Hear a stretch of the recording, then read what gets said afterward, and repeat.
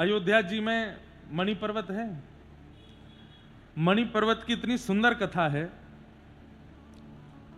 कि हमारी जानकी जी का जब ब्याह हुआ और श्री राघव जी जानकी जी को लेकर के जब अवध पधारे, अब इसमें भी बड़ी अद्भुत कथा है कि ब्याह के बाद 1 वर्ष तक जनकपुर वासियों ने तो राम जी को जाने ही नहीं दिया। क्यों?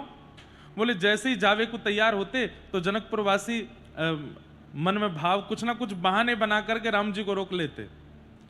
बोले अरे आपको अभी अभी ब्याह भयो है, प्रथम आपको जो जन्मोत्सव है वो तो आपको यहीं मनाना पड़ेगा। तो रामनवमी तक रोक लिया।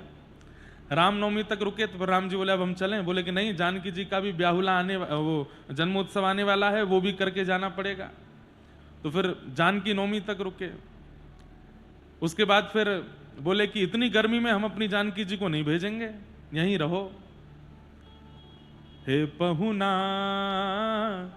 मिथिले में रहुना, मिथिले में रहुना। पहुना मतलब हे जमाई राजा, आप तो सदा मिथिला में ही रहो, यहां से मत जाओ। हमारे मिथिला के जो प्रेमी हैं वो कहते हैं रावण को मारने वाले, वनवास करने वाले राम जी हमारे पहुना नहीं है। वो हमारे पहुना तो मिथिला में ही रहते हैं, वो मिथिला से कभी जाते ही नहीं है।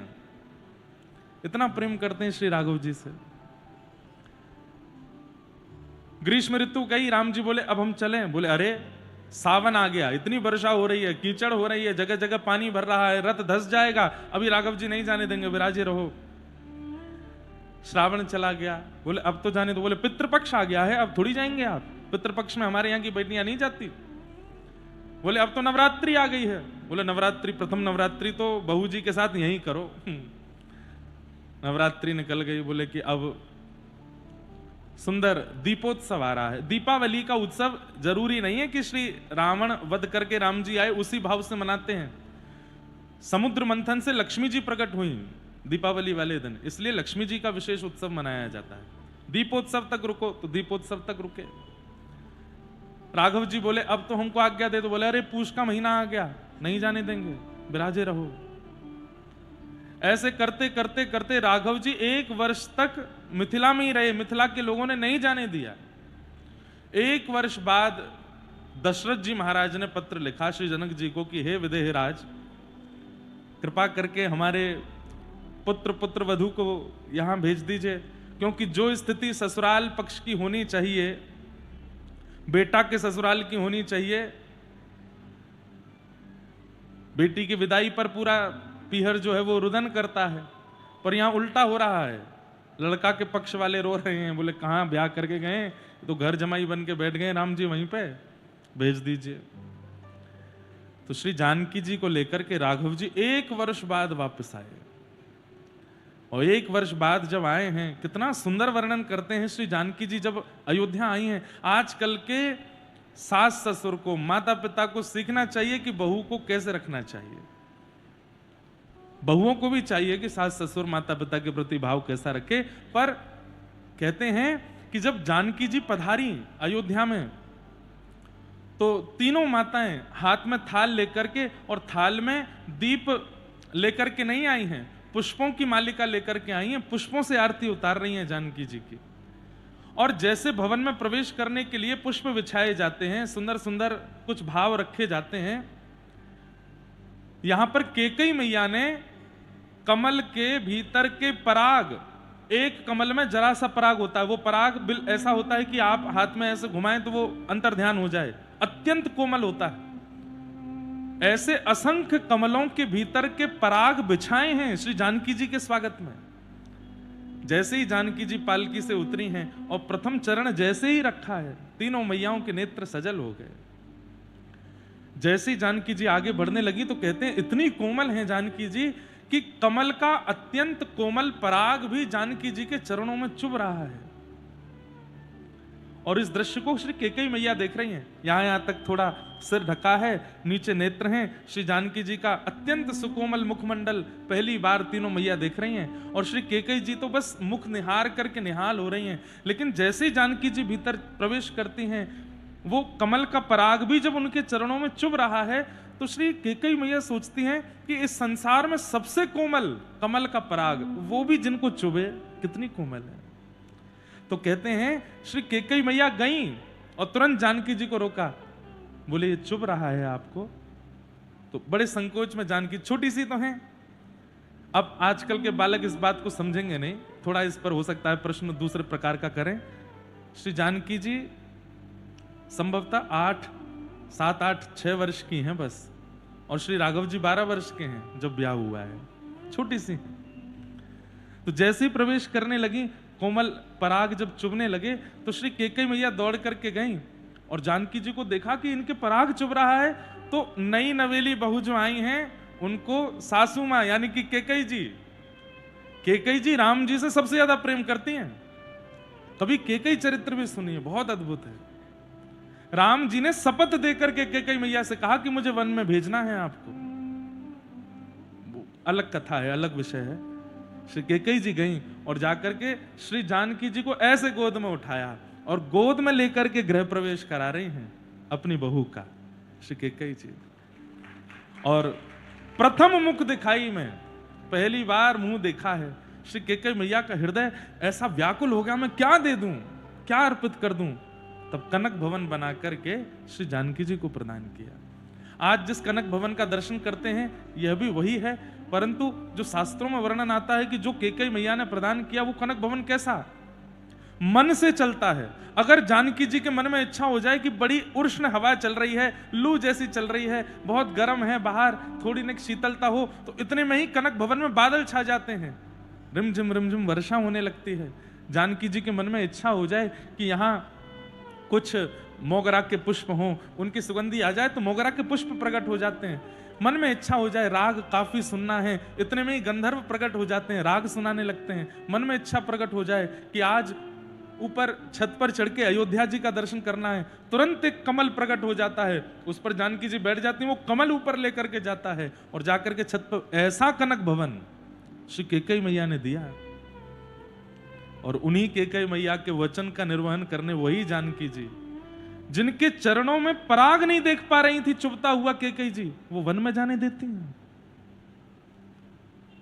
राम कथा अति अद्भुत है। एक प्रसंग मुझे याद आ रहा है, दशरथ जी और कौशल्या मैया ये रोज चर्चा करते हैं और इनकी चर्चा का एक ही विषय, जब से जानकी जी आई हैं रोज रात्रि दोनों बैठते हैं और एक दूसरे का मुख देख करके कहते हैं हमारी बहू खुश तो है ना, उनको कोई कष्ट तो नहीं है ना, हमारी जानकी जी को आज सुबह का बाल भोग ठीक तो लगा ना, राजभोग में कहीं मिर्च तो ज्यादा नहीं थी। कौशल्या जी आप स्वयं जाया कीजिए रसोई घर में, बहू के लिए आप स्वयं निर्माण किया कीजिए सामग्री का। दशरथ जी इतना प्रेम करते हैं जानकी जी से। 10-15 दिन हो गए हैं जानकी जी को अयोध्या आए हुए। आज दशरथ जी जब गए तो जानकी जी को जब जब देखते हैं तो जानकी जी का मुखमंडल कैसा है कि है तो वो शोक में, लेकिन दिखाती हैं कि बहुत प्रसन्न है। लेकिन दशरथ जी उसको बहुत दिन से परख रहे हैं कि जानकी जी दिखा रही हैं कि वो प्रसन्न है, लेकिन कुछ तो बात मन में है।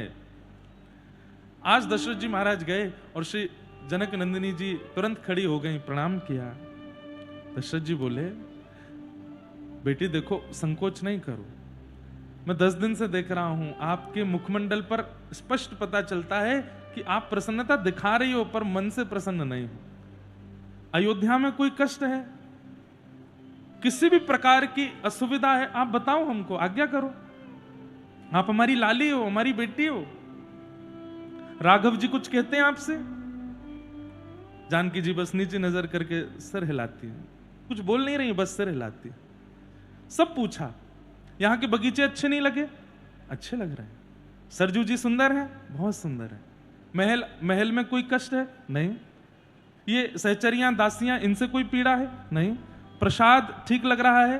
कहीं ऐसा तो नहीं जनकपुर का स्वाद यहां अयोध्या में नहीं हो? आप कहोगी तो हम वहीं के रसोइया बुलवा देंगे जिनके हाथ का आपको भाए। कोई कष्ट नहीं। अंत में दशरथ जी महाराज ऐसी बात बोल गए जिसको सुनकर के श्री जानकी जी के नेत्र सजल हो गए। क्या कहीं आप ये तो नहीं सोच रहे 10 दिन हो गए और पिता जनक जी की याद आ रही है, उनको देखा नहीं है, कहीं उनकी स्मृति तो नहीं हो रही? ये सुनते ही श्री जानकी जी के हाथ धीमे धीमे कांपने लगे, होठ थोड़े थोड़े कांपने लगे, नेत्रों से अश्रु प्रकट हो गया। अश्रु देखते ही दशरथ जी महाराज व्याकुल हो गए। तुरंत गए हैं और जाकर के तुरंत पत्र लिया, पत्र लिखा विदेहराज जनक जी को, और तुरंत पत्र में लिख करके हाथ जोड़ करके निवेदन किया। बहुत विषय विस्तार से बताने का नहीं है। हे श्री जनकराज जी, आप तुरंत अपने पुत्र के सहित और जो कोई भी आपके साथ आ सके तुरंत अयोध्या आइए। समझ गए कि इनको पिताजी की याद आ रही है। छोटी सी तो है अभी, अयोध्या आई है, अपने ससुराल आए। ससुराल कितना भी प्रिय क्यों ना हो, ससुराल कितना भी सुखद क्यों ना हो, माता पिता का स्थान थोड़ी कोई ले सकता है। जनक जी महाराज ने जैसे ही पत्र देखा तुरंत अयोध्या आए, और जनक जी को देख करके मानो जैसे जो कमल तो है लेकिन सूर्य की प्रतीक्षा कर रहा था कि खिलूं, आज वो जानकी जी के मुखमंडल पर, मतलब जनक जी का आगमन हुआ लेकिन दशरथ जी कौशल्या जी जानकी जी को देख रहे हैं और उनके मुख को देख करके इतने प्रसन्न हो रहे हैं। देखो कितनी प्रसन्न है। जनक जी महाराज ने हृदय से लगाया, जानकी जी हृदय से लगी हैं। दशरथ जी महाराज ने जनक जी को बिठाया और कहा, हम आपसे एक ही विनती करना चाहते हैं। बोले क्या? जानकी जी के मुखमंडल की ये प्रसन्नता हम जीवन भर देखना चाहेंगे। हमारी अंतिम इच्छा ही बस यही है कि हमारी जानकी जी ऐसी मुस्कुराती रहें। उसके लिए आप कृपा करके हर महीने अब अयोध्या आया कीजिए। ये नियम बना लीजिए, एक तिथि हमें सुनिश्चित करके दे दीजिए कि आप अयोध्या आएंगे। आप ये पक्ष जब राम कथा का सुनेंगे और फिर जहां वो पक्ष आता है कि जब वही जानकी जी वन में जा रहे हैं, कैसे ना दशरथ जी के प्राण निकलते अपने पुत्र और पुत्र वधू को वन में जाते देख।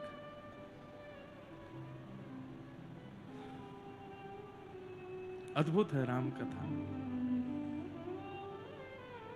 जनक जी महाराज ने वचन दिया, मैं हर महीने आऊंगा,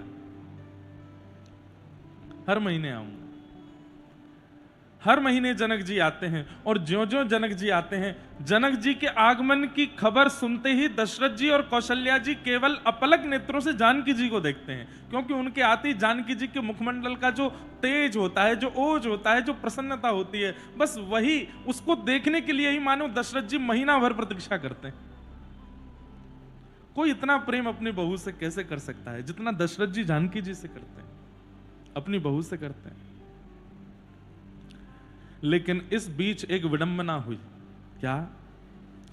कि श्री जनक जी महाराज अयोध्या आते हैं, इतना लंबा सफर करके जनकपुर से यहां आते हैं, 2-4-10 दिन यहां रुकते हैं, लेकिन 2-4-10 दिन श्री जनक जी व्रत करते हैं, ना जल पीते हैं, ना अन्न खाते हैं, ना रात्रि सोते हैं। जितने दिन भी रुकेंगे केवल बैठे रहते हैं और बिना भोजन पानी के रहते हैं। क्यों?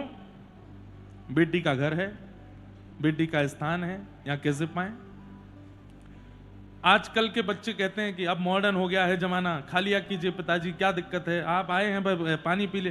देखो, ये मॉडर्न जमाने की बात नहीं है, या ये किसी प्रकार की ओल्ड फैशन की बात नहीं है।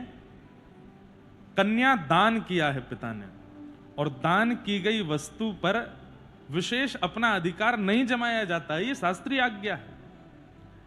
पुत्री के घर का भोजन नहीं करना ये कोई फैशन वाली बात नहीं, ये शास्त्रीय बात है कि वो पुत्री का हमने दान किया है, कन्या दान किया है। अब उनका सर्वस्व जिनको दान किया है उनके लिए है, इसलिए प्रतीक्षा करते हैं। जब एक पुत्र घर में जन्म ले लेता है, उसके बाद देवता है ना, तो देवता के आने के बाद जब नाना बन गए उसके बाद पाना प्रारंभ कर देते हैं। नहीं तो प्राचीन काल में तो घर का भी नहीं पाते, पड़ोसियों का भी नहीं पाते, नगर में भी नहीं पाते। पिता माता उस जगह पाएंगे ही नहीं जहां बेटी का ब्याह हुआ है, कन्यादान हुआ है। श्री जनक जी महाराज भोजन नहीं करते, जल नहीं पीते। अब तो यह स्थिति हो गई कि श्री जानकी जी प्रतीक्षा करती हैं कि पिताजी कब आएं, लेकिन मन में यह भी सोचती हैं इससे अच्छा तो ना आवे, क्योंकि वे आते हैं और वो भोजन नहीं करते, जलपान नहीं करते, वो मुझसे देखा नहीं जाता। फिर से वैसा ही मुख हो गया, मुरझाया सा। श्री दशरथ जी महाराज जाते हैं और जाके श्री जानकी जी से कहते हैं, अब तो दशरथ जी, अब तो जनक जी हर महीने आते हैं, अब क्या पीड़ा है? जानकी जी बोली, कुछ नहीं। समझ गए दशरथ जी। अब की बार विदेहराज जनक जब आए तो कहा, देखिए मतलब कहां तक कहें, श्री जनक जी महाराज सरजू जी का जल भी नहीं पीते। क्यों? बोले सरजू जी ननद हैं हमारी बहू, हमारी बेटी की, इनका जलपान नहीं करेंगे हम। तो दशरथ जी महाराज ने जनक जी से कहा, देखिए आप हर महीने आते हैं, सुख मिलता है जानकी को, लेकिन आप कुछ पाते नहीं हैं, आप कुछ ग्रहण नहीं करते, उससे उनका मुख मलिन होता है। हमारी प्रार्थना एक स्वीकार कर लीजिए। बोले क्या? आप अयोध्या के थोड़ी बाहर एक सुंदर स्थान ले लीजिए, वहां पर छोटा भवन बनवा लीजिए, वहां पर एक रसोईया रख लीजिए, कुछ बनाया कीजिए, पाली, आप वहां जाकर के, हम नहीं कह रहे कि हमारे यहाँ पाओ, लेकिन वहां तो पालिया कीजिए। आपको हर महीने आना है 5-6 दिन के लिए, और इस प्रकार आप भूखे प्यासे रहते हैं तो सब दुखी होते हैं हम। जनक जी बोले ठीक है, हम स्थान ले लेंगे, आप हमको उसकी राशि बता दीजिए, क्या राशि दे दें। दशरथ जी बोले राशि वाशि कुछ नहीं लेनी है, आप स्थान ले लीजिए, पूरा आसपास क्षेत्र आपका ही है, और वहां एक भवन बना दीजिए। जनक जी बोले ऐसे नहीं, आप जो राशि बताएंगे वो दुगनी देंगे हम, आप राशि बताओ। दशरथ जी महाराज कौशल्या मैया से बोले अब क्या करें, ये तो राशि पूछ रहे हैं, क्या करें। तो कौशल्या मैया ने कहा, अब इतने वो कह रहे हैं, उनका भी धर्म है, नियम है, वो उनको पालन करने दो, पर मैं राशि कैसे बता सकता हूं उनको। बोले आप एक काम करो, उनसे कह दीजिए कि जब ब्याह हुआ था दोनों का, तो श्री जनक जी ने अपनी पुत्री को जल संभूत मणि बना करके, उसका एक आभूषण बना करके, एक जल संभूत मणि है जो जल की आकृति की है, वो पूरे ब्रह्मांड में एक ही थी, जो कि श्री विदेहराज जनक जी के पास थी, उन्होंने जानकी जी को प्रदान की। जनक जी से कह दीजिए एक और मणि प्रदान कर दें राघव जी के लिए। जानकी जी पहन के मणि रहती हैं, लाला भी पहन के रहेंगे, राघव लला भी पहन के रहेंगे, दोनों पहन के घुमा करेंगे, आनंद रहेगा। उनसे कह दीजिए वो मणि दे दीजिए राशि के रूप में, और यहां स्थान ले लीजिए। दशरथ जी बोले ठीक है, ये बढ़िया है। दूसरे दिन गए, जनक जी देखिए आप बहुत कहते हैं कि राशि बता दीजिए स्थान की, तो एक ही राशि है। बोले क्या? वो जल संभूत मणि जो आपने जानकी जी को दी थी ब्याह में, एक और दे दीजिए राघव जी के लिए, वो राघव जी भी पहन लिया करेंगे गले में। अब तो जनक जी और संकोच में चले गए। क्यों? पूरे ब्रह्मांड में वो एक ही थी जो जानकी को दे दी। और यह भी है कि भाई हमारे पुत्री के ससुराल पक्ष से अगर कोई बात कह दी है तो वो तो पूरी होनी चाहिए। अब वो मणि कहां से लाऊं? जनक जी बोले हम तो संकट में घिरते ही जा रहे हैं, अब कह दिया है उन्होंने, अब नहीं देंगे तो और दिक्कत हो जाएगी। दशरथ जी गए, जाकर के स्थान दिखा लाए। बोले यहां स्थान है, यहां बढ़िया निर्माण करवा लीजिए भवन का, और अगली बार जब आप आए तो मणि ले आइएगा, ज्यादा संकोच में मत रहिए आप। 2 महीने निकल के जनक जी आए ही नहीं अयोध्या। बोले मणि नहीं है तो जाऊं कैसे, मना कर नहीं सकते। जानकी जी प्रतीक्षा कर रही है, पिताजी इस महीने नहीं आए। दूसरा महीना प्रतीक्षा कर रही है, घर सजाती हैं, रोज कुछ ना कुछ नवीन सजावट करती हैं, मेरे पिताजी आएंगे, खूब सुंदर सज धज के तैयार रहती हैं। 2 महीने हो गए, पिताजी अब भी नहीं आए। तीसरा महीना भी निकल गया, लेकिन श्री जनक जी महाराज नहीं आए। तो श्री जानकी जी सरजू जी को देख रही हैं और नेत्रों से नीर बह रहे हैं पिताजी की याद में। तो श्री जानकी जी की जो नित्य सखी, जैसे हमारी श्री राधा रानी की अष्ट सखियां हैं, यहां श्री जानकी जी की भी अष्ट सखी, जानकी जी की अष्ट सखी राघव जी की 16 सखियां हैं।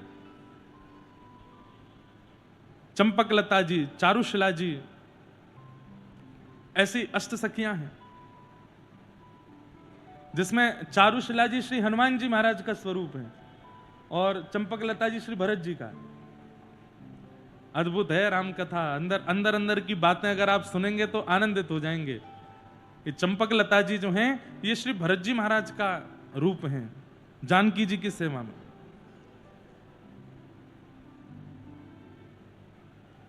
सखियों ने जब देखा कि श्री जानकी जी का मुख अत्यंत संकोच में है, तब मन में विचार किया कि ये क्यों इतने संकोच में है। तो मन की बात समझ ली कि पिताजी नहीं आ रहे हैं, इसलिए संकोच में आ गए हैं। और पिताजी क्यों नहीं आ रहे हैं? बोले जल संभूत मणि नहीं है, कैसे चले जाएं? इतने में ही किशोरी जी की सखियों ने समस्त वेदों को, समस्त ऋचाओं को, समस्त ऐश्वर्यों को, ब्रह्मांड की जितनी भी मायावी शक्तियां हैं सबको आमंत्रित कर लिया अयोध्या में और कहा जल संभूत मणि कहीं से प्रकट करो। बोले महाराज वो तो पृथ्वी पर एक ही थी। जय हो महाराज जी, विराज जी, रुक जाओ। जय हो विराज। और सखियों के आग्रह पर श्री जनकपुर में ऐसी लीला हुई कि पिय रंजनी वाटिका, पिय मनोरंजनी वाटिका है जहां पर श्री सियाजी नित्य विहार करती हैं। इन कुंज की लीलाएं हैं, अंतरंग लीलाएं हैं। आनंद रामायण में इनका सुंदर वर्णन है। हर जगह इनको नहीं कहा जाता, हम सुना रहे हैं, ध्यान से सुन लीजिए। जैसे हमारी किशोरी जी नित्य बरसाने के आसपास के सुंदर गहवर वन आदियों में विचरण करती हैं, किलोल करती हैं, ऐसे ही सिय मनरंजनी वाटिका है जनकपुर में जहां सियाजी नित्य विहार करती थी। वहां के माली एक दिन वहां सब पुष्प लगा रहे थे, तभी कुछ खुदाई करते समय खन्न से आवाज हुई और जैसे देखा तो वहां जल संभूत मणि थी। उनको तो नहीं पता था कि वो मणि है। उन्होंने जब मणि देखी तो मणि देख करके कहा कि ये तो भैया जनक जी को दे देनी चाहिए, पता नहीं क्या है। दौड़ करके गए। श्री जनक जी जो चिंता में बैठे थे 3 महीने से, क्या करें, वहां के सब माली आदि गए। बोले महाराज आज सुबह बगीचा लगाते हुए खुदाई करते समय कुछ प्राप्त हुआ है, हम चरणों में निवेदन कर दें? बोले करो। दिया तो जनक जी महाराज बोले ये जल संभूत मणि है, कहां मिली? ये तो पूरे ब्रह्मांड में एक है जो जानकी जी के पास है। बोले महाराज हमें तो ये सिय मनोरंजनी वाटिका में मिली है। जनक जी महाराज बोले लेके चलो, कहां मिली? जाकर के जब जनक जी ने देखा और खुदाई करो, खुदाई करते फिर एक और मणि मिली, और खुदाई की तो एक और मणि मिली। तभी देखते हैं कि नीचे से पृथ्वी पोली हो गई। भीतर जाकर के अंदर देखा तो असंख्य जल संभूत मणियों का जैसे मानो एक हॉल जैसा भरा पड़ा है नीचे सिय मनोरंजनी वाटिका में। श्री जनक जी तो अत्यंत प्रसन्न हो गए। बोले बैलगाड़ियां बुलाओ, रथ बुलाओ, जितने हो सके सबको बुलाओ, भर करके ले चलो। एक मांगी है दशरथ जी ने, हम अनेक दे देंगे उनको। और यहां पे महाराज इतनी बैलगाड़ियां भर गई कि पूरे जनकपुर की बैलगाड़ियां लग गई हैं, लेकिन मणियां अब भी भरी पड़ी हैं। जनक जी बोले निकालते रहिए, एक भी यहां नहीं रहनी चाहिए, सब भेज दो दशरथ जी के यहां। जल संभूत मणियां लेकर के बैलगाड़ियां निकली। तभी हल्ला मचा। अयोध्या के कोई सैनिक ने जाकर के महाराज जनक जी महाराज ने बैलगाड़ियों में कुछ सामग्रियां भेजी हैं, आप आकर के कृपा कर दर्शन करो। दशरथ जी ने जब अटारी पर चढ़ करके देखा तो अयोध्या से नंदीग्राम तक तो केवल बैलगाड़ियां, रथ ही रथ खड़े हैं और सब में जल संभूत मणियां भरी हुई हैं।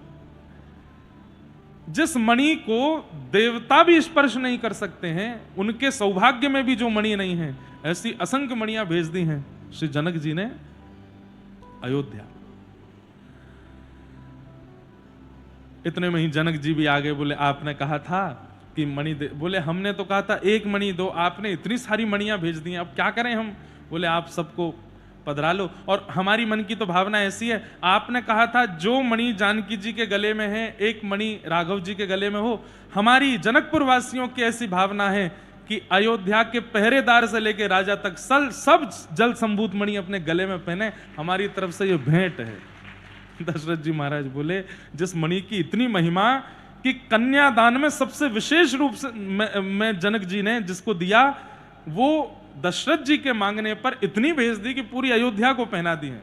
सब पहन करके जल संभूत मणि तो ऐसे पहन करके घूम रहे हैं जैसे कुछ है ही नहीं है।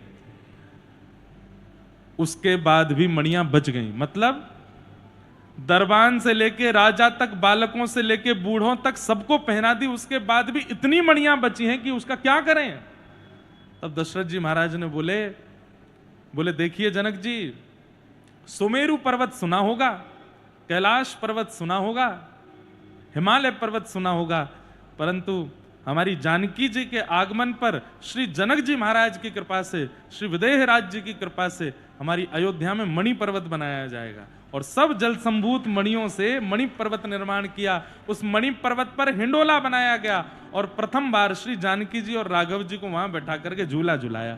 आज भी मणि पर्वत पर झूला लगता है और श्री राघव जी जानकी जी वहां झूला झूलते हैं। ऐसी सुंदर सुंदर मधुर मधुर लीलाएं, ऐसी मधुर मधुर कथाएं, श्री राघव जी की अंतरंग कथाएं इतनी सुंदर हैं, अगर आप श्रवण करेंगे तो नेत्रों से अश्रु नहीं रुकेंगे। इतना प्रेम, इतना स्नेह, इतना भाव सबसे युक्त है। ऐसी अयोध्या नगरी जहां श्री जानकी जी को प्रेम का पारावार प्रदान किया गया।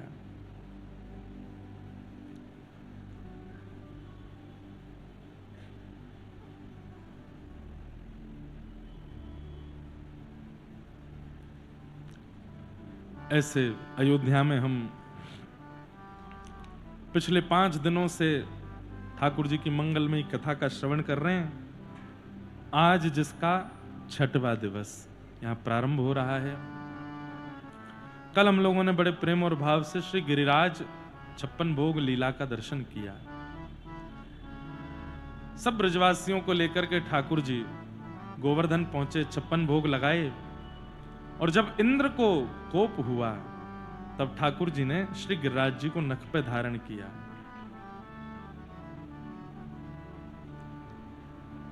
आहा, 1.25 लाख मण सामग्री को भोग लगायो है। 1.25 लाख मण सामग्री को भोग लगायो है। हाँ, 1.25 लाख मण सामग्री को भोग लगायो है।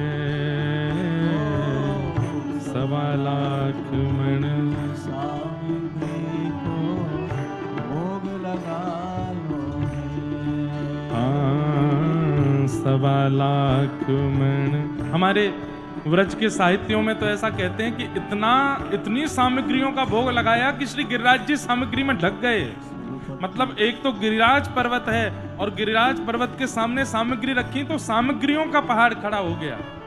1.25 लाख मण सामग्री को भोग लगायो है। 1.25 लाख मण सामग्री को भोग लगायो है। सुरपति पूजा मेट कृष्ण गिरिराज पुजायो है। ओ सुरपति पूजा मेट कृष्ण गिरिराज पुजायो। हे नख पे धार लियो गिरिराज नाम गिरधारी पायो है। नख पे धार लियो गिरिराज नाम गिरधारी पायो है। नख पे धार लियो गिरिराज नाम गिरधारी पायो है। नख पे धार लियो गिरिराज नाम गिरधारी पायो है। अरे हाँ, धारी पायो है, नाम गिरधारी पायो है। ओ धारी पायो है, नाम गिरधारी पायो है। नख पे धार लियो गिरिराज नाम गिरधारी पायो है। नख पे धार लियो गिरिराज नाम गिरधारी पायो। गिरिराज धरण प्रभु तुम्हारी शरण। हे गिरिराज धरण प्रभु तुम्हारी शरण।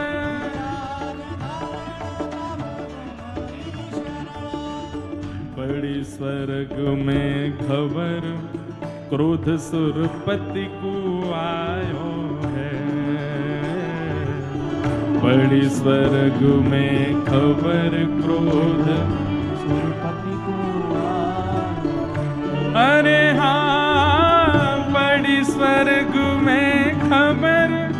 क्रोध सुरपति को आयो है, बड़ी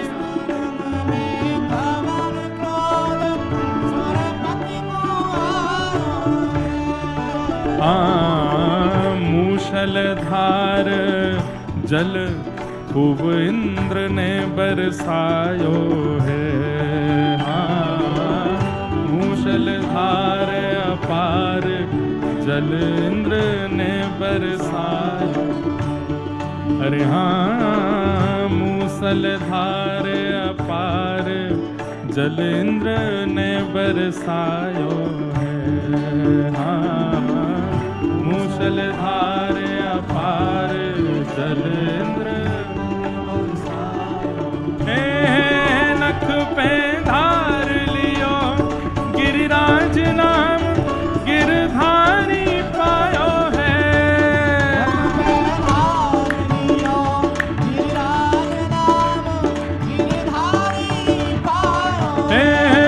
नख पे धार लियो गिरिराज नाम गिरधारी पायो है।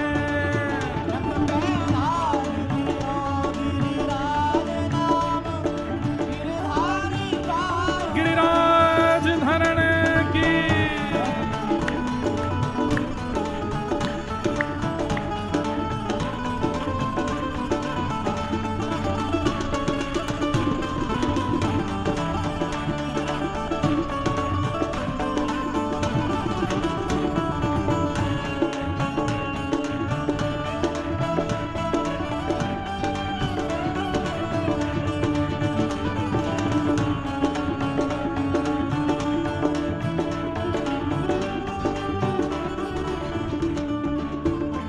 ये हमारे ब्रज के रसिया हैं और ये ब्रज भाषा में ही गाए जाते हैं, ब्रज की ही लय में गाए जाते हैं, इसलिए ध्यान से सुनो, गाओ साथ में।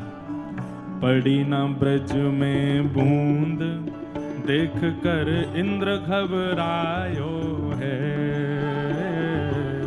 पड़ी ना ब्रज में बूंद इंद्र देखत घबरायो। हाँ, पड़ी ना ब्रज में बूंद इंद्र देखत घबरायो है। पड़ी ना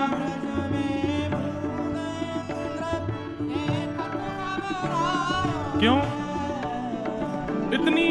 इतनी वर्षा करी हमने ब्रज में, फिर भी एक बूंद पानी भी नहीं है, क्यों नहीं है? तब ब्रजवासी सब कह रहे हैं, हाँ ब्रजवासी सब कहें कृष्ण गिरिराज उठायो है। ओ ब्रजवासी सब कहें इंद्र गिरिराज उठायो। अरे हाँ, ब्रजवासी सब कहें कृष्ण गिरिराज उठायो है। ओ ब्रजवासी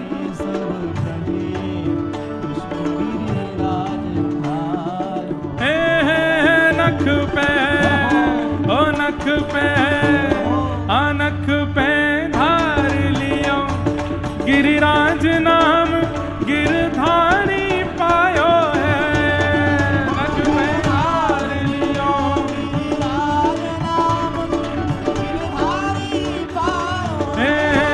नख पे धार लियो गिरिराज नाम गिरधारी पायो।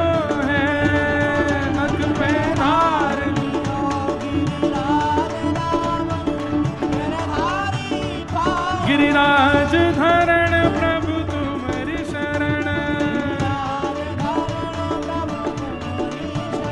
गिरिराज धरण प्रभु तुम्हारी शरण। रखो लाज हमारी गोवर्धन। हे रखो लाज हमारी गोवर्धन। हे गिरिराज धरण प्रभु तुम्हारी शरण। गिरिराज धरण प्रभु तुम्हारी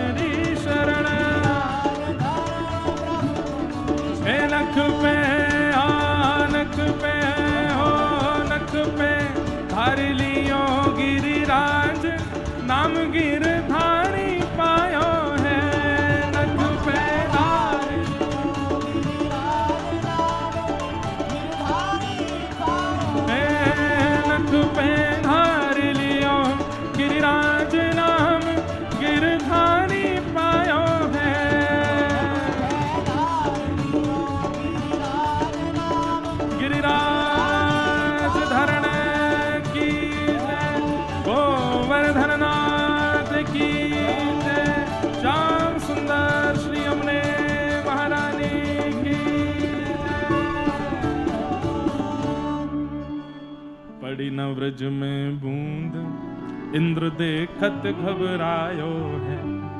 ब्रजवासी सब कहें कृष्ण गिरिराज उठायो है। हे नख पे धार लियो गिरिराज नाम गिरधारी पायो। अच्छा एक बात, हनुमान जी महाराज जब सीता सुध लेने के लिए लंका गए और वहां से सीता जी की सुध लेकर के पूरी लंका को जला करके आए, तो सब बानर इतनी जय जयकार करने लगे हनुमान जी महाराज की कि जब हनुमान जी वापस किष्किंधा गए राम जी को बताने के लिए सीता जी के विषय में, तो वहां बानरों ने इतनी प्रशंसा की हनुमान जी की, इतनी प्रशंसा की, तो राघव जी जब हनुमान जी को देख रहे थे तो हनुमान जी बड़े संकोच में आ रहे थे। जो अति प्रेमी वैष्णव होते हैं ना, उनको बहुत प्रसन्नता प्रिय नहीं लगती। और एक बात रखिएगा याद, जिनको मान की बहुत अच्छा होती है ना, सबसे ज्यादा अपमान भी उन्हीं का ही होता है। और जिनको मान की इच्छा नहीं होती वही हनुमान बन जाते हैं, जिनको मान की इच्छा नहीं है। और स्वयं भी मान की इच्छा नहीं है, दूसरों के मान का भी जो हनन करे वही हनुमान है। अब हनुमान जी को इतना मान दिया जा रहा है, सब इतनी प्रशंसा कर रहे हैं,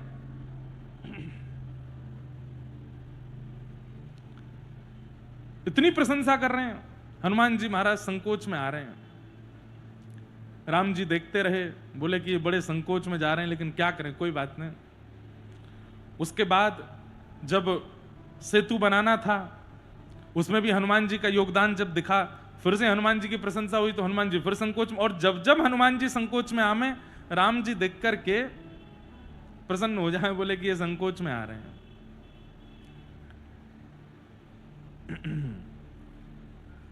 हमारे जो आगे वाले वैष्णव है ना, वो बहुत उठा ना करें, ये हमारी प्रार्थना है।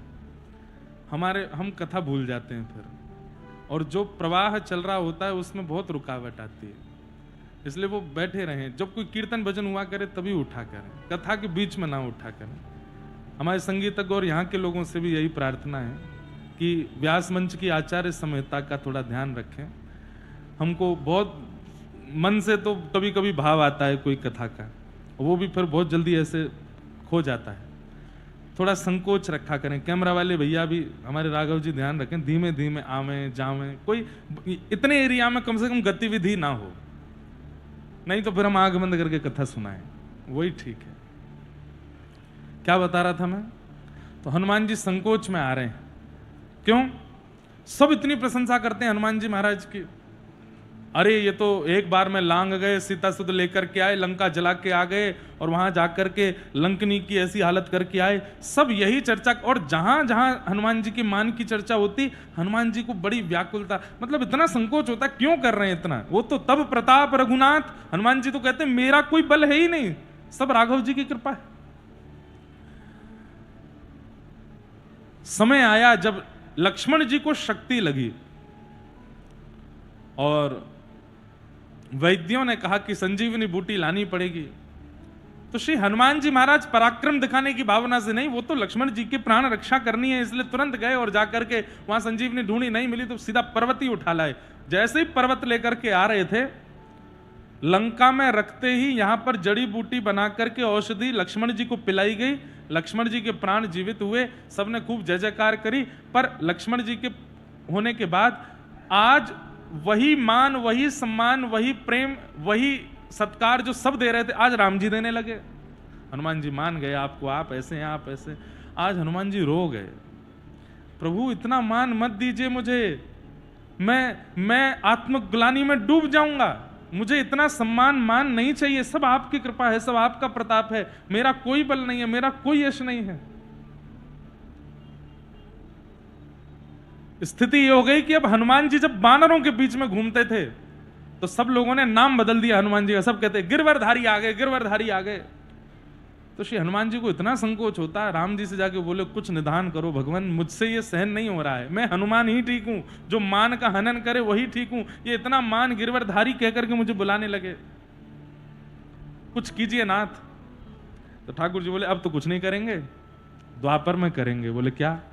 तुमने भुजा में गिरिराज जी उठाए, हम नख पे उठा देंगे तो गिरवरधारी हमारा नाम पड़ जाएगा, और फिर पूरा विश्व गिरवरधारी के नाम से तुमको नहीं जानेगा, हमको ही जानेगा। हनुमान जी बोले बस यही कृपा कर दीजिए मेरे ऊपर। तो आज ब्रजवासियों की रक्षा करने के लिए और भी कई कारण हो सकते थे। अरे जिन परमात्मा की भ्रगुटी पर पूरा ब्रह्मांड नृत्य करता है, यदि वो भ्रगुटी टेढ़ी करके एक बार इंद्रलोक की ओर देख ले तो क्या मजाल जो वो वर्षा कर करके पूरे ब्रजमंडल पर मूसलाधार वर्षा करता है। लेकिन जैसी वर्षा हुई, ठाकुर जी ने गिरिराज जी को देखा, वर्षा को देखी, सब ब्रजवासियों को दौड़ते देखा। ठाकुर जी बोले हनुमान जी को दिया वचन आज पूरा कर देते हैं। क्या वो गिरवरधारी हैं, अब हम बन जाते हैं। उन्होंने भुजा पे उठाया, हम इकन्नी उंगली पे उठाएंगे, इकन्नी उंगली के नख पे उठा लेंगे। और आज विशाल 7 कोस लंबे चौड़े गिरिराज पर्वत, 22-21 किलोमीटर के गिरिराज जी को 7 बरस के ठाकुर जी ने अपने बाम हस्त की इकन्नी उंगली के नख पर धारण कर लिया। और सब कहने लगे, ब्रजवासी सब कहें कृष्ण गिरिराज उठायो है। हाँ, ब्रजवासी सब कहें कृष्ण गिरिराज उठायो हे। नख पे धार लियो गिरिराज नाम, गिरधारी पायो है। नख पे धार लियो गिरिराज नाम, गिरधारी पायो। बोल गिरधर लाल प्यारे की। आज हनुमान जी बड़े प्रसन्न हैं। बोले क्यों? बोले हमको जो मान मिला था गिरवरधारी का, आज वो मान ठाकुर जी ने अपने ऊपर ले लिया, स्वयं गिरधारी बन गए हैं आज स्वयं। और वही हनुमान जी महाराज पूछरी के लौठा बन करके आए। पूछरी के लौठा भयो खाए खाए सुलौठा।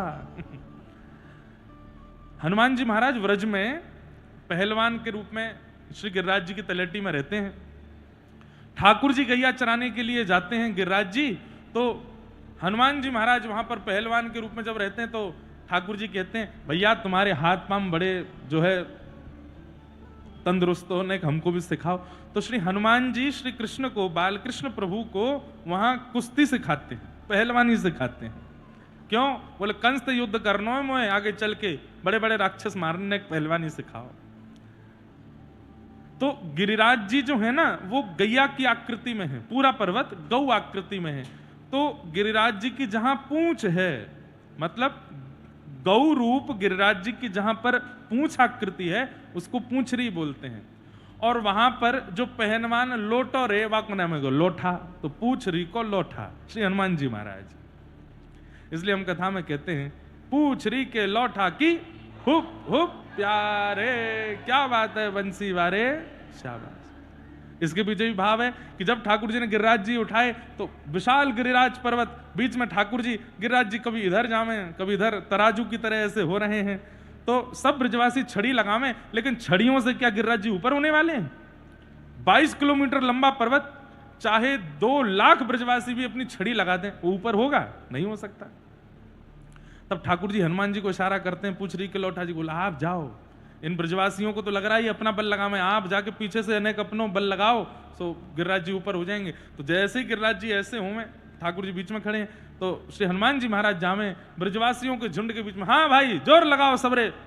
और जब जोर लगा करके, तो जब जोर लगाया जाता है तो मुंह भींच करके जो स्वर निकाला जाता है वो ऐसा ही होता है, हुप हुप। और जैसे ही ये जोर लगावे सोई गिरिराज जी ऊपर है जाएं, सब ब्रजवासी कहें क्या बात है बंसी वारे, शाबाश। तो ये जय जयकार ठाकुर जी को बड़ा प्रिय लगता है। पूछरी के लौठा की हुप हुप प्यारे, क्या बात है बंसी वारे। तो ये पूछरी के लौठा श्री हनुमान जी महाराज ऐसे सब ब्रजवासियों को सुख ठाकुर जी दे रहे हैं। 7 दिन 7 रात्रि तक ठाकुर जी ने श्री गिरिराज जी को धारण करके रखा। और 7 दिन के पश्चात जब इंद्र को पता चला कि भाई यहां तो धूल उड़ रही है ब्रजमंडल में, कोई पानी नहीं भरा, किसी भी प्रकार का कोई कष्ट नहीं हुआ, तब ठाकुर जी ने पुनः गिरिराज जी को विराजमान किया।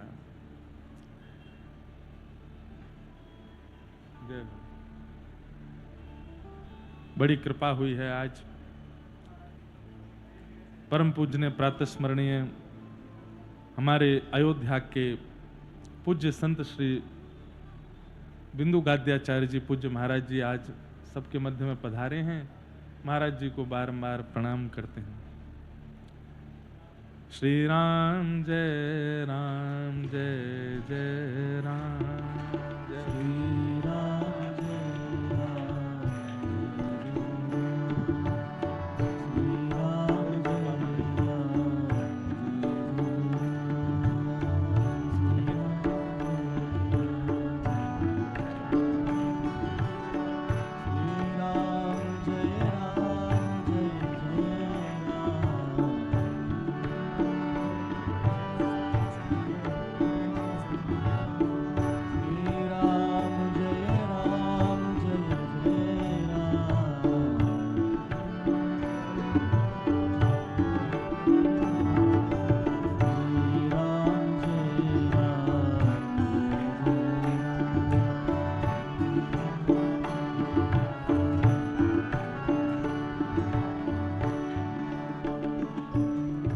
हमारे श्री अयोध्या जी में श्री चक्रवर्ती राजा दशरथ जी का जो महल है, दशरथ महल, वहाँ के विराजमान ठाकुर जी, छोटे से राघव जी हैं, छोटी सी जानकी जी हैं, पर इतना सुंदर स्थान।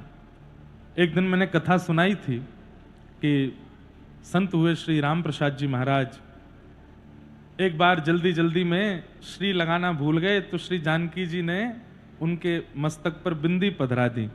तब से श्री रामानंद परंपरा का ये एक सुंदर स्थान, जिसको बिंदु गादी कहते हैं, जहाँ से श्री रामानंद परंपरा में जो बिंदी मध्य में पधराते हैं। जय हो महाराज, आप पधारे, बड़ी कृपा, जय। अच्छा अच्छा, नहीं नहीं, जय। हम सबकी ओर से ठाकुर जी की बलैया ले ली हूँ बस। जय श्री कनक बिहारिणी बिहारी जी सरकार की। तो श्री जानकी जी ने अपनी बिंदी पधराई, इसलिए बिंदु गादी हमारे रामानंद परंपरा में, जहां पूर्ण तिलक और फिर मध्य में बिंदी धारण करते हैं। अभी हमारे एमबी बाबा मिथिला बिहारी बाबा ने भी देखो वैसे ही तिलक लगाया है, और भी कई महापुरुष यहाँ विराज रहे होंगे बिंदु गादी के। और हमारे वृंदावन में भी कई रामानंदी परंपरा के, हमारी सुदामा कुटी भी श्री बिंदु गादी से ही है।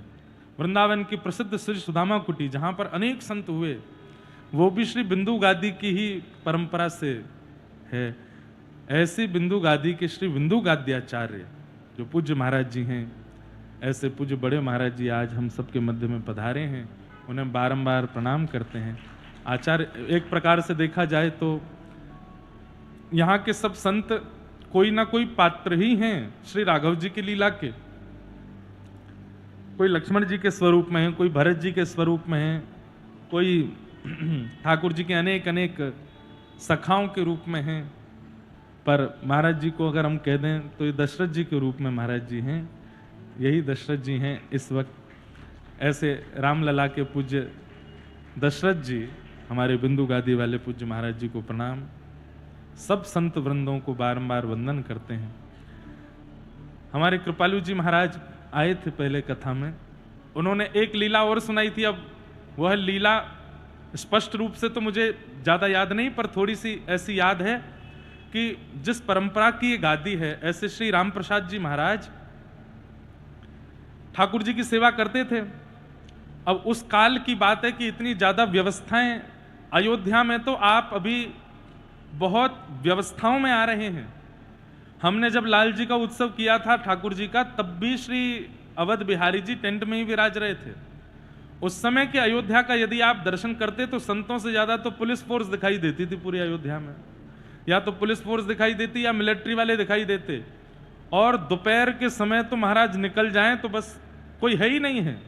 ऐसी अयोध्या, बिल्कुल मानो जैसे नगरी ने ही वैराग्य ले लिया हो, ऐसा कभी कभी अनुभव अयोध्या जी का होता। अब तो बड़ी चहल पहल दिख रही है आप लोगों को। प्राचीन अयोध्या का दर्शन करते आप तो सोचिए, पूज्य श्री राम प्रसाद जी महाराज तो और प्राचीन हुए। लगभग कितने वर्ष? 350 वर्ष। मतलब हमारे वृंदावन के श्री राधा रमण लाल जी जिस काल में प्रकट हुए, गोपाल भट्ट गोस्वामी जी, स्वामी श्री हरदास जी महाराज, श्री तरवंश महाप्रभु का जो काल था, उस काल में यहाँ श्री राम प्रसाद जी महाराज, जिनको श्री जानकी जी ने बिंदी पधराई, तो उनकी एक लीला और कृपालु जी महाराज सुना रहे थे कि एक बार मंदिर में राशन कम पड़ गया और जो जहां से राशन मिलता था उन्होंने किसी बात पर, जाने कोई ऐसी चर्चा हुई, कोई बात हुई, उन्होंने भी राशन नहीं दिया। ये बात थी कि कर्जा ज्यादा हो गया था या उसका धन जो भी था पूर्व का वो दे नहीं पाए, तो इसलिए उन्होंने मना कर दिया, बोले राशन बिल्कुल नहीं मिलेगा। समझाया कि भैया ठाकुर जी की सेवा के लिए चाहिए, रसोई घर में बनेगा तो ठाकुर जी को भोग लगेगा, लेकिन उस सेठ ने स्पष्ट मना कर दिया, बोले बिल्कुल नहीं देंगे, पूर्व का आपका पहले हमें पूरा नक्की करो, जो पूर्व का कर्जा चल रहा है उसके बाद मिलेगा राशन। बोले भैया व्यवस्था है नहीं, कैसे करें, कर दो कुछ ठाकुर जी की सेवा के लिए। बोले कुछ नहीं मिलेगा, जाओ। तो पूज्य राम प्रसाद जी महाराज बोले अब ठाकुर जी की यही इच्छा है कि जल और तुलसी पा करके ठाकुर जी को रहना है, तो ठीक है, ठाकुर जी की जैसी इच्छा। वापस लौट करके आए, सरजू जी का जल और उसमें तुलसी पधरा दी ठाकुर जी को। बोले जय जय, अब आपकी ऐसी इच्छा है कि जल और तुलसी पे आपको रहना है, क्योंकि राशन की व्यवस्था तो हो नहीं रही, वो देने से मना कर रहा है और हम पर उसका पूर्व का चुकाने का इतना अभी सामग्री है नहीं, तो फिर ऐसे ही है, जल पी करके आप रहो, तुलसी पी करके आप रहो, और रही हम संतों की बात, तो जो ठाकुर जी पाएंगे वही हम पाएंगे। तो जल और तुलसी का भोग पधरा दिया ठाकुर जी को, यही पाइए। संत महात्मा बोले हम क्या करेंगे, बोले हम भी यही पाएंगे, जब ठाकुर जी माल पाते थे तो हम भी माल पाते, अब ठाकुर जी जल पी रहे हैं तो हम भी जल पिएंगे। ठाकुर जी को प्रसाद लेकर के सब महात्माओं ने भी जल पान, तुलसी जी पान कर लिया।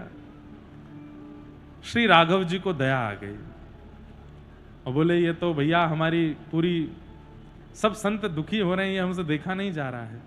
तो कहते हैं आचार्य श्री राम प्रसाद जी महाराज, उनका स्वरूप श्री राघव जी ने धारण किया और धारण करके वो राशन देने वाले सेठ जी थे उसके पास गए और जाकर के बोले हाँ भाई तुम्हारा पुराना कितना बचा है ये बताओ।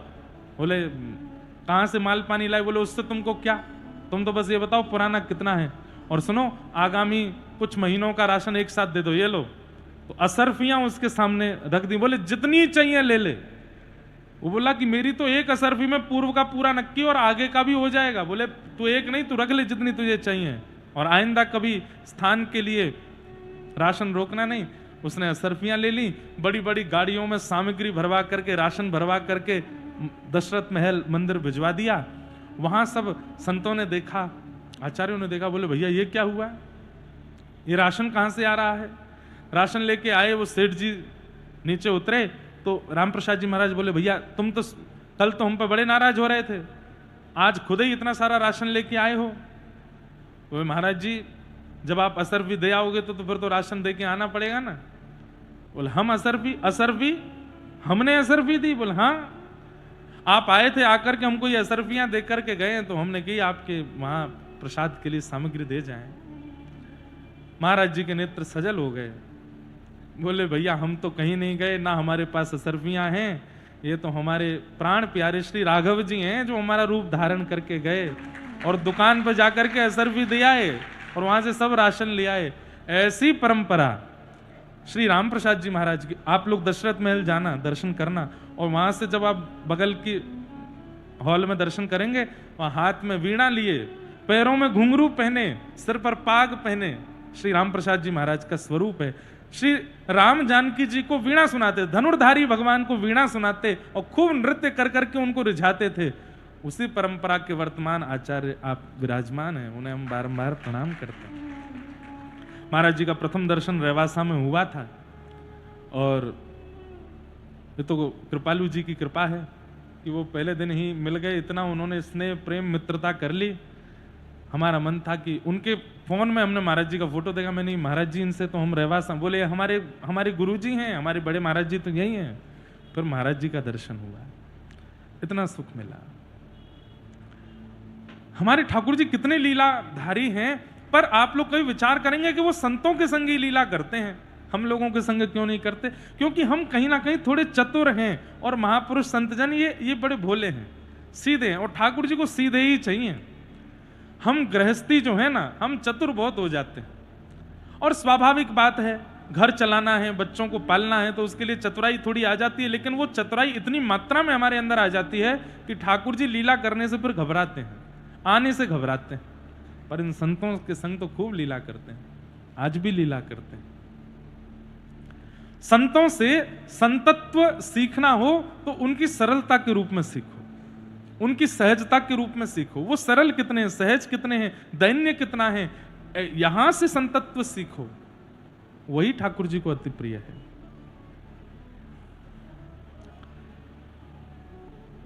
ठाकुर जी ने गिरिराज जी धारण किए और तत्पश्चात 7 दिन पूर्ण होते ही इंद्र को पता चल गया कि ये तो साक्षात परमात्मा है। मैंने इनकी परीक्षा ली, चरणों में आकर के प्रणाम किया, मेघ मालाओं को आज्ञा देकर के वर्षा बंद करती।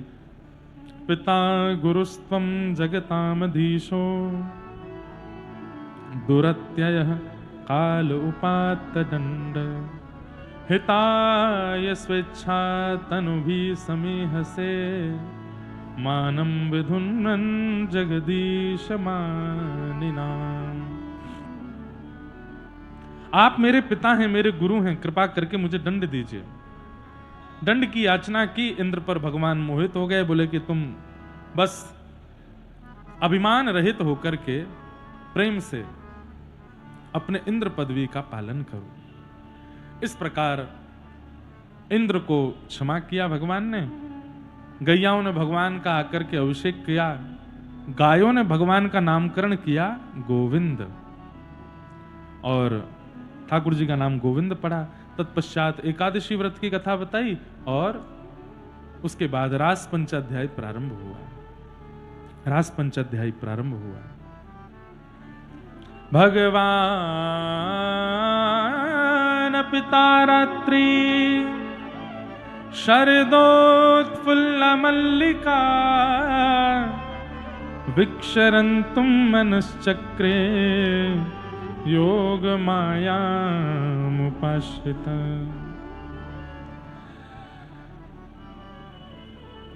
रास की कथा प्रारंभ हुई। सब लोग बहुत सावधानी से बैठिएगा। अब हम ठाकुर जी के रास में प्रवेश कर रहे हैं। अभी कुछ महीनों पूर्व रेवासा में जब कथा हुई थी तो श्री अग्रदास जी महाराज के पदों के साथ हमने राघव जी के भी खूब रास का अनुभव किया, राम जी के रास का अनुभव, राम जी के रास का अवलोकन किया, खूब सुख मिला। अगर अवसर मिलेगा तो अभी राम जी की भी रास का भाव सुनाएंगे थोड़ा सा। शुकाचार्य जी महाराज रास की कथा प्रारंभ करते ही आज्ञा करते हैं, सावधान हो जाइए। अब जिस लीला को आप सुनने के लिए जा रहे हैं, ये लीला कौन कर रहे हैं? बोले भगवान। भगवान कौन है? जो 6 ऐश्वर्यों से युक्त हैं उन्हें भगवान कहते हैं। 6 ऐश्वर्य युक्त जो हैं वो भगवान है। हम आपसे पूछें, बताओ भगवान किसे कहते हैं, तो आप कहोगे मुकुट वाले भगवान होते हैं, कमल नेत्र जिनके हैं वो भगवान होते हैं, सांवले से जो हैं वो भगवान होंगे। आजकल मेकअप से भी भगवान बना दिए जाते हैं। आप जिस परिचय को दे रहे हैं उससे भगवान की पहचान नहीं है। आप कहोगे महाराज जी जिसको भविष्य पता है वो भगवान है। बहुत भविष्य बताने वाले आ जाते हैं। आपकी हस्तरेखा देख के, मस्तिष्क रेखा देख करके, आपकी जन्म तिथि जान करके खूब बता देंगे आपके साथ ये होगा, ये होगा, ये होगा। भगवान किसे कहते हैं फिर? 6 योग्यताएं जिनके पास हैं उनको भगवान कहते हैं। कौन कौन सी योग्यता? ध्यान से सुनिए। उत्पत्ति प्रलयम चैव, जिसे यह पता है कि पृथ्वी का उद्गम कब हुआ। एग्जैक्ट डेट कोई नहीं बता सकता कि पृथ्वी का निर्माण कब हुआ था, लेकिन ये जिनको पता है कि इसकी उत्पत्ति कब हुई और प्रलय कब होगा। दुनिया आकलन लगाती रहेगी, बड़े बड़े साइंटिस्ट और बड़ी बड़ी साइंटिस्ट कंपनियां आकलन लगाती रह गई, लेकिन कोई नहीं बता पाया कि प्रलय कब होगा। किसी ने कहा 2012 में होगा, 2020 में होगा। कोरोना आया था तो सब लोग बोले अब कोई नहीं बचेगा, सब मर जाएंगे, ऐसे घुट घुट के पूरी दुनिया खत्म हो जाएगी। बच गए, वीर योद्धा हैं हम, वहां से भी बच के आ गए।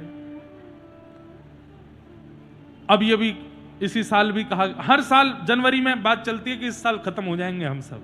2026 में जब पता चला कि वो युद्ध जैसी स्थिति बन रही है और ऐसा चल रहा है, वर्ल्ड वार हो जाएगा, न्यूक्लियर अटैक होगा, इतने लोग मरेंगे, ऐसा होगा वैसा होगा, 2026 भी जा रहा है, कुछ नहीं हो रहा है, हो ही ना।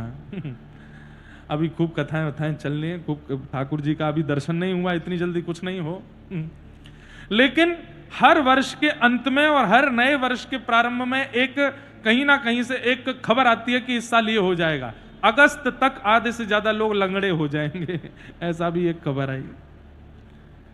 तो दुनिया आकलन लगाती रहती है, लेकिन जो वास्तविक रूप में जानता है कि प्रलय कब होगा, उत्पत्ति प्रलयम चैव, उत्पत्ति और प्रलय जिसके हाथ में है। भूतानाम अगति गति, व्यक्ति की कहां गति है और कहां अगति है, कहां सदगति है, कहां दुर्गति है, ये जो जानता हो।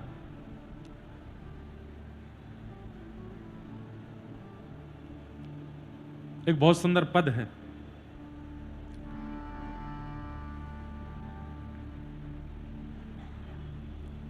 करम गति टाले नाही टरे, कलम गति तारे नाही टरे, करम गति तारे नाही तरे, करम गति तारे नाही, करम गति तारे नाही तरे, करम गति मुनि वशिष्ठ से पंडित ज्ञानी, मुनि वशिष्ठ से, मुनि वशिष्ठ से पंडित ज्ञानी, मुनि वशिष्ठ से सिद्धि के लगन धरे, सिद्धि के लगन। लेकिन हुआ क्या, सीता हरण मरण दशरथ को,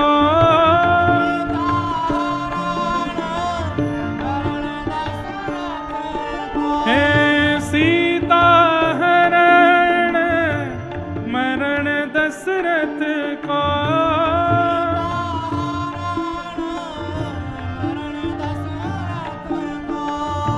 वन में विपत्ति परे,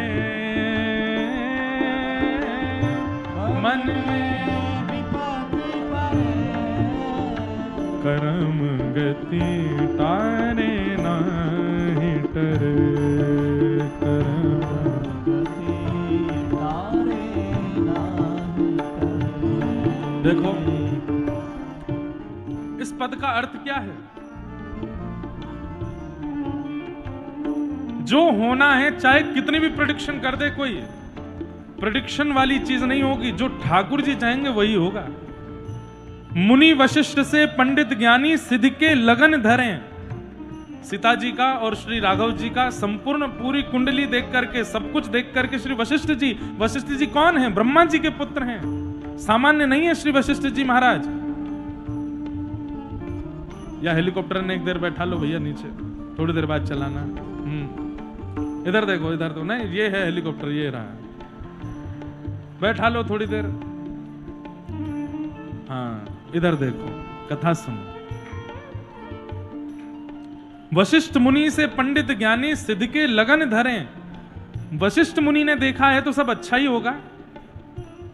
हम आजकल किसी पर भी भरोसा कर लें कि वो हमारा भाग्य बता रहे हैं, वो हमारा भविष्य बता रहे हैं, वो हमारा ये बता रहे हैं, ये पहनने से ऐसा हो जाएगा, गले में ये धारण करने से ऐसा हो जाएगा, उस तिथि पर इतने बज के इतने मिनट पर करने से ही सब मंगल में होगा। आजकल की बात तो छोड़ो, वशिष्ठ मुनि उन्होंने देखा था तो सब मंगल में होना चाहिए था, पर क्या हुआ? सीता हरण मरण दशरथ को, वन में विपत्ति पड़े। इसलिए भैया यहीं से ही सिद्ध हो जाना चाहिए कि आप और मैं बस तैयार रहें, होगा वही जो ठाकुर जी चाहेंगे, वही सोही जो नाम रची राखा। बाकी सब तो करते चले जाओ, कोई लाभ होने वाला नहीं है उसका। पांडव जिनके आप सारथी, पांडव जिनके आप सारथी, पांडव जिनके आप सारथी, पांडव जिनके आप सारथी, तिन पे विपत्ति परे, तिन पे विपत्ति परे, हे कहत कबीर सुनो भई साधो, कहत कबीर सुनो भई साधो, हे कहत कबीर सुनो भई साधो,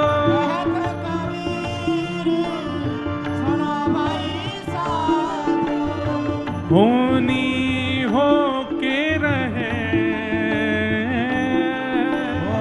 होनी हो के रहे, कर्म गति तारे नाही टरे, कर्म गति तारे नाही टरे, कर्म गति तारे नाही टरे,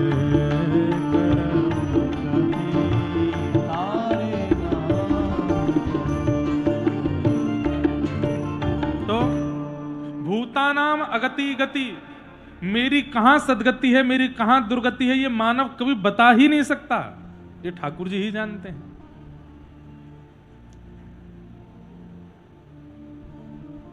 कोई निंदा की बात नहीं है, मेरी बात को बिल्कुल अन्यथा मत लेना। जब मेरी अवस्था 12 वर्ष की थी तब हमारे घर पर एक कोई व्यक्ति आए। अब वो व्यक्ति ज्योतिषाचार्य थे कि भविष्य कथन करने वाले कौन थे मुझको नहीं पता, पर जब मैं उनके सामने आया तो मुझको देख करके हमारे माताजी से बोले, ये जीवन में कभी व्यासपीठ पर नहीं बैठ पाएगा। माताजी बोली, अच्छा क्या करेगा? बोले, ये तो कोई बिजनेसमैन बनेगा या फिर प्रॉपर्टी डीलर बनेगा या कुछ ऐसा ऐसा बोले। और फिर जाते जाते बोल गए, बोले मैं लिख के जा रहा हूं, ये व्यासपीठ पर नहीं बैठ पाएगा। हम अपनी माता जी से कहते हैं, भैया 10 वर्ष हो गए, कहां इन्हें बुला लो उनको, हमको कथा करते 10 साल हो गए। कहत कबीर सुनो भाई साधो, होनी हो के रहे, क्योंकि कर्म गति टारे नाही टरे, और ये कर्म गति का निश्चय भगवान करते। हम ये नहीं कहते कि संसार में कुछ बताना असंभव नहीं है, सब संभव है। हमारे स्वयं के मित्र हैं बागेश्वर वाले महाराज जी, कितना सबका कुछ क्या क्या बता देते हैं। उनके साथ भी हम बैठते हैं तो ये चर्चा होती है। मैंने कहा महाराज जी पूर्ण तो नहीं बता सकते, क्योंकि वो तो ठाकुर जी ही जानते हैं, वो तो ठाकुर जी ही जानते हैं। तो भगवान के 6 लक्षणों में 2 लक्षण क्या हैं? जो पृथ्वी की उत्पत्ति और प्रलय जानते हैं, व्यक्ति की गति, सदगति और दुर्गति जानते हैं। उत्पत्ति प्रलयम चैव भूतानाम अगति गति वेत्ति विद्याम अविद्याम च, विद्या और अविद्या मतलब ज्ञान और अज्ञान, कौन ठीक है कौन नहीं ठीक है, ये सब जिनको पता है। कोरोना महामारी आई तो लोग बाग भगवान को कोसने लगे, आप इतने निर्दयी कैसे हो सकते हो, इतनी प्रजा मर रही है फिर भी ठाकुर जी आप अवतार नहीं ले रहे। ठाकुर जी को पता है कि क्या करना है, कैसे पृथ्वी का संतुलन बनाना है, कैसे इसको ठीक रखना है, उसके लिए जो आवश्यक है वो होता है। भूतानाम अगति गति वित्ति विद्याम अविद्याम च, जो सब जानते हैं। सवाच्यो भगवान इति, ये 6 भगों से युक्त जो है उसको भगवान कहते हैं। जैसे अत्यंत धन से युक्त को धनवान, अत्यंत ज्ञान से युक्त को ज्ञानवान, अत्यंत विद्याओं से युक्त को विद्वान, ऐसी 6 भग जिसके पास हैं उन्हें भगवान कहते हैं। श्री शुकाचार्य जी महाराज ने पूरी कृष्ण लीला में जब रास लीला में प्रवेश करते हैं तो पहला शब्द कहते हैं भगवान पिता रात्रि। इसका मतलब क्या है?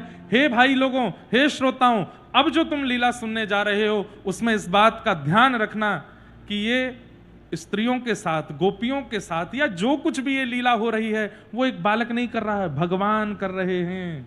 भगवान जो सब जानते हैं, गति अगति सब कुछ पता है, जो विद्या अविद्या सब जानते हैं। क्यों? क्योंकि इस रास की कथा सुन करके तुम्हारे मन में संशय आ जाएगा कि भगवान ये कैसे कर सकते हैं। वो भगवान है, वो सब जानते हैं। वो कृष्ण कोई लाला या कोई गैया चराने वाला इस भाव से मत देखिएगा, वो सब जानते हैं। इसलिए इस पर संशय मत करना, क्योंकि लोग संशय करते हैं। सही बात तो यह है कि रास का मतलब ही नहीं पता लोगों को। रास का मतलब क्या होता है हम कथा में सुनाते हैं। रस और रास ये दो स्वरूप हैं। व्यक्ति भगवान से मिलने की योजना बनावे वो रस है, पर ठाकुर जी व्यक्ति से मिलने की योजना बनावे वो रास है। अभी जो हम चर्चा सुन रहे पूज्य राम प्रसाद जी महाराज की, राघव जी ने उनके साथ रास किया, सिया जी ने बिंदी पधरा करके जो कृपा की, ये रास है। ठाकुर भक्त पर रीच करके कुछ करने लगे वो रास है। बाकी भक्त तो ठाकुर के लिए बहुत कुछ करते रहते हैं। हम सब रस प्रदान करते हैं, पर हमारे रस से प्रसन्न होकर जब ठाकुर जी कुछ देते हैं वो रास है, वो रास है।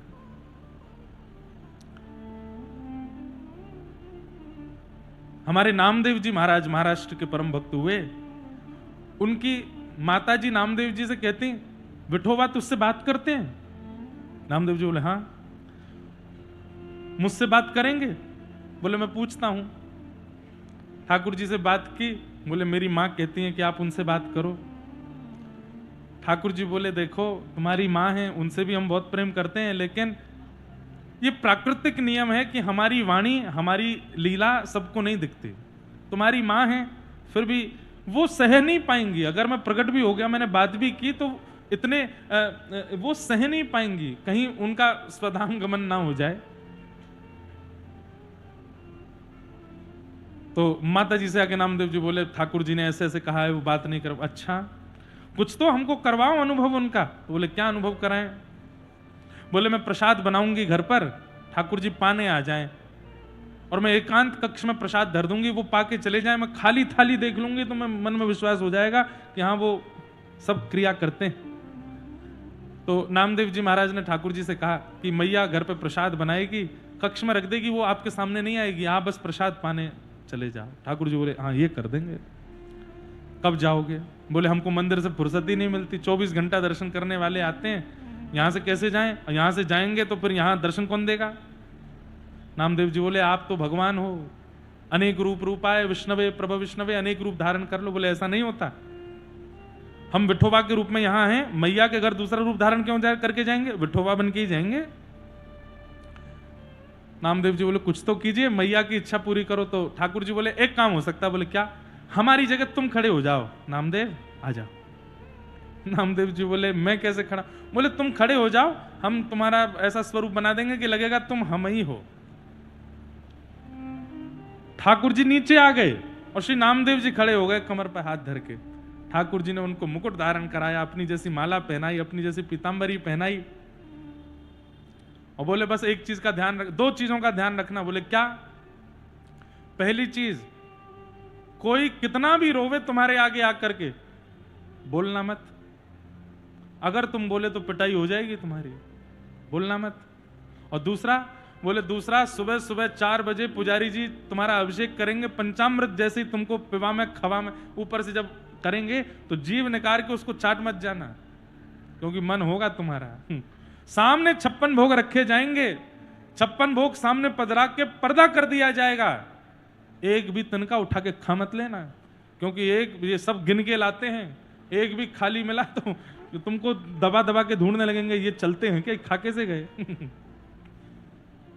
नामदेव जी बोले नहीं नहीं मैं नहीं खड़ा हो रहा, मुझे नहीं, अब तो तुम खड़े हो गए, खड़े रहो, अब हम जा रहे घर पे प्रसाद पाक के आते। ठाकुर जी गए नामदेव जी के यहाँ और श्री नामदेव जी खड़े हैं। अब तो वहां दुखी हारी पीड़ा के और जाने कैसे कैसे लोग सामने आवे, कोई रो रहा है, कोई चिल्ला रहा है, कोई चरण पकड़ लेता है, विठोबा कृपा करो। नामदेव जी घबराते हैं, उसकी पीड़ा देख करके, उसके संकट देख करके नामदेव जी को घबराहट होने लगती है। राम राम, इसको मैं क्या कर दूं, अरे मुझे शक्तियां मिल जाए, मैं इसका घर बनवा दूं, इसके संग ये कर दूं, उसके संग, सबकी पीड़ाएं देख करके नामदेव जी तो बड़े व्याकुल हो गए। सुबह से खड़े थे, ठाकुर जी अपने जैसा ही बना गए थे।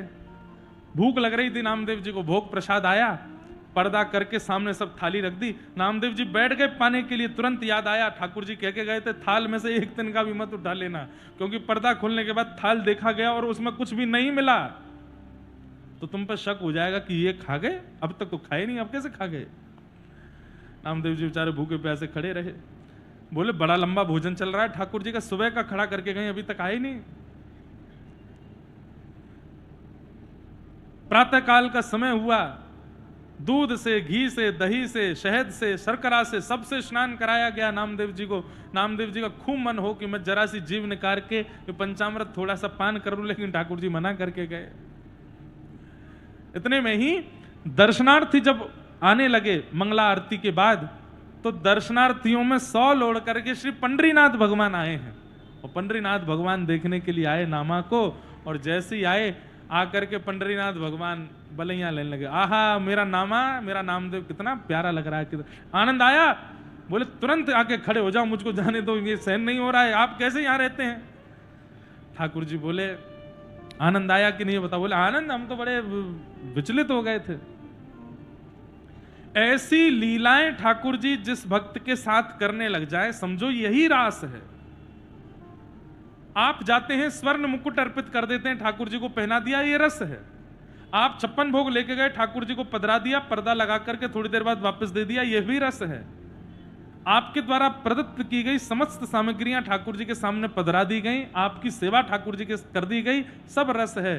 पर ठाकुर जी कह करके, बोल करके, चल करके अपने आप कोई लीला आपके साथ करने लग जाए, वो रास है।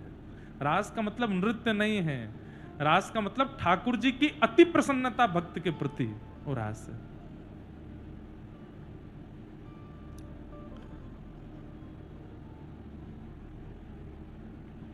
आज गोपियों के साथ रास किया है भगवान ने।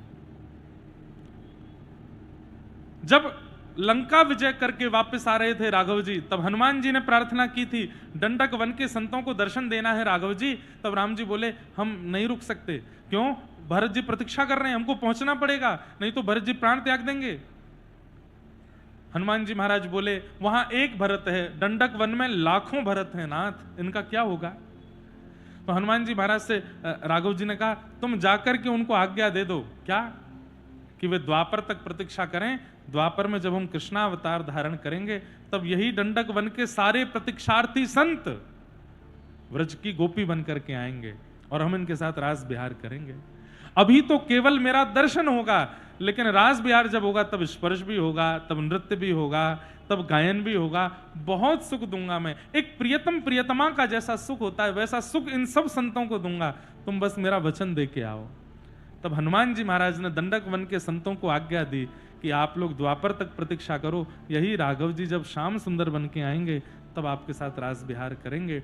आज वही दंडक वन के संत व्रज की गोपी बन करके आए, और जैसे ही कदम वृक्ष के नीचे जाकर के ठाकुर जी ने अधर पर वेणु धारण करके अपनी कोमल उंगलियों से आच्छादित करके प्राण पिरोए, वह वेणु की ध्वनि कानों में जैसी पड़ी है गोपियों के,